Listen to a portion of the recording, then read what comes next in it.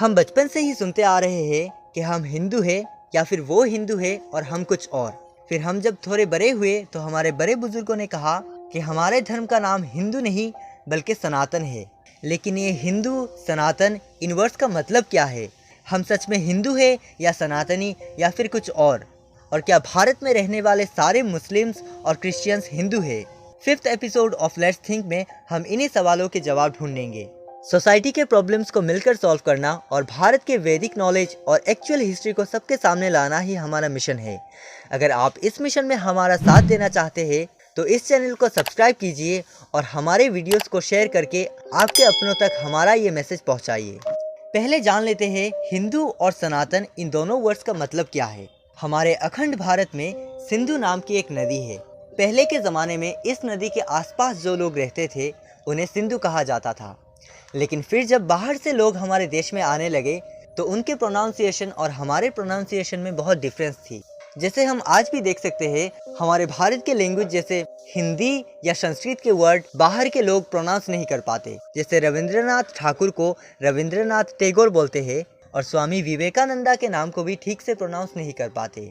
इसी प्रोनाउंसिएशन में डिफरेंस की वजह से बाहर के लोग स को ह बोलते थे और ऐसे ही सिंधु से नाम आया हिंदू।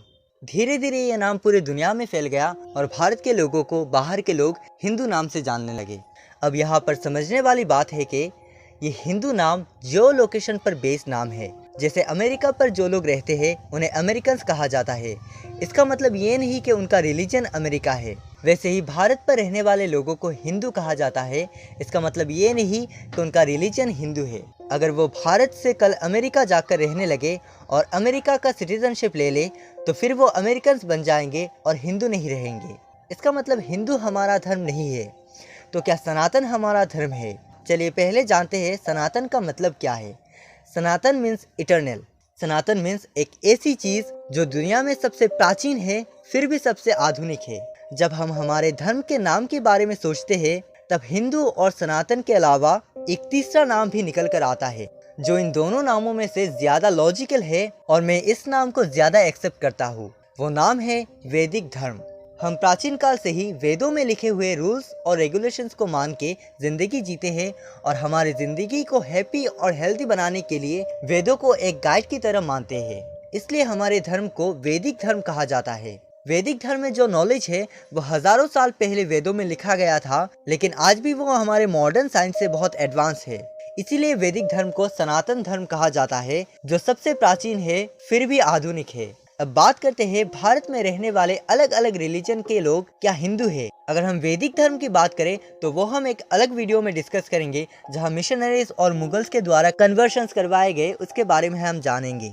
लेकिन अगर हम हिंदू की बात करें तो अगर आप अमेरिका में रहते हो और आप वैदिक धर्म या इस्लाम या क्रिश्चियनिटी या किसी भी दूसरे रिलीजन को मानते हो तो फिर भी आपको अमेरिकन कहा जाएगा क्योंकि ये एक जियो लोकेशन पर बेस्ड नाम है। ठीक वैसे ही अगर आप भारत में रहते हैं तो आप कोई भी रिलीजन फॉलो करें आपको हिंदू ही कहा जाएगा क्योंकि ये भी एक जियो लोकेशन पर बेस्ड नाम है। ये वीडियोस मेरी एक छोटी सी कोशिश है आप सबके मन में एक क्वेश्चन रेज करने की। हमारे वेदों में दुनिया भर की नॉलेज है जो बिल्कुल साइंटिफिक और लॉजिकल है। हमें ज़रूरत है तो बस इन्हें पढ़ने की और इनके बारे में सोचने की। अगर मेरे इन वीडियो से आप में से किसी एक के मन में भी भारत के वैदिक कल्चर, नॉलेज और एक्चुअल हिस्ट्री को जानने की इच्छा जगी है तो मैं समझूंगा मिशन एकम्प्लिश्ड।